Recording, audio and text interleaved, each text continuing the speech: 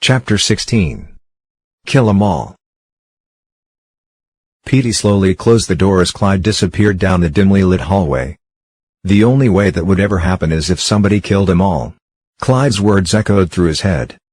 Kill 'em all, kill 'em all, bounced off every corner of his mind. He slumped in the easy chair in his living room and mused. 2 days passed. Petey was taking his TV dinner from the oven. He placed on the stovetop to cool when he heard raucous voices ringing from the hallway. Within minutes a loud pounding rattled his door. He cautiously opened it a crack and peered out. 3 men in threatening poses stood in the doorway. "Haven't seen you in a long time. I'm sure we're missing us, so now we decided to stop by and see ya. We didn't want you to keep worrying about something happening to us." One of them spoke with a sly snicker. One of the others then pushed the door open more widely. "Let's cut the bullshit. I know why you're here. You're back in the shakedown racket," Petey answered smartly. The man turned and looked at his 2 accomplices and then back to Petey. "We got us here a real wise guy, so let's get right to it. Give over the $60, he demanded. Petey reached in his pocket and pulled out $50 and handed it to him. "I said 60, didn't I? Seems like you're not listening too good." "Last time you were here it was 50, Petey answered. "Yeah, that was last time. This time is this time and we're talking 60. You gotta know our expenses are going up too. Do you know what a gram of coke goes for these days?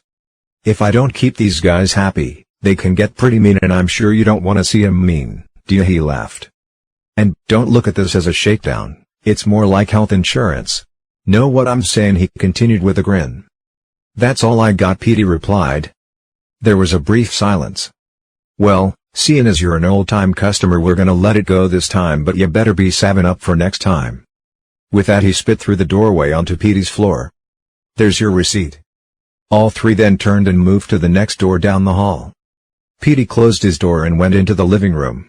He sat and pondered for several minutes, then finally reached for the phone. It was about 9:30, a Wednesday morning. Petey and one of his friends stepped in the lunchbox and sat at the counter. Charlie entered from the back room while drying his hands on his grease-stained apron. "Petey, I haven't seen you in a dog's age. What'll you guys have?" he exclaimed. Within seconds, the door opened once more and in poured the fireman gang, loudly laughing and shouting. They rested into their usual booth and called to Charlie. "Charlie, my man, get your lily-white ass over here," pronto one shouted. "And bring my coffee with ya. Make it like I likes my ladies, hot, black and waitin' for the cream," and another one laughed. Petey turned to face them. "Now boys, I think we were here first and he's going to take our order. Everybody has to wait his turn," he said in a soft chiding voice. "Who you callin' boy, motherfucker?" came the reply. "I gotta use the little boy's room," said Petey's friend quietly. He reached down and picked up the satchel he had bought with him and left for the restroom at the back of the shop. "Looks like your chicken shit buddy left you all alone. I think he had to go to the can because he was about to piss in his pants," the fireman laughed. "Like I said before, Charlie, my man, get your lily-white ass over here," the leader of the gang repeated. Petey immediately spoke. "Now boys, I think we were here first and he's going to take our order.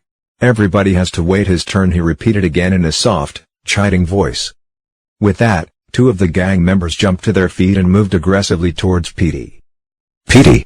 Get out of the way!" came a shout from the hallway leading to the restroom. Petey instinctively jumped over the counter and couched down behind it. He pulled Charlie down with him. Larry raised his 12-gauge pump to hip level and with a thunderous roar, blasted a round of 00 buckshot straight into the booth where the firemen were sitting. He pumped another cartridge into the chamber and fired again, and so a third and fourth.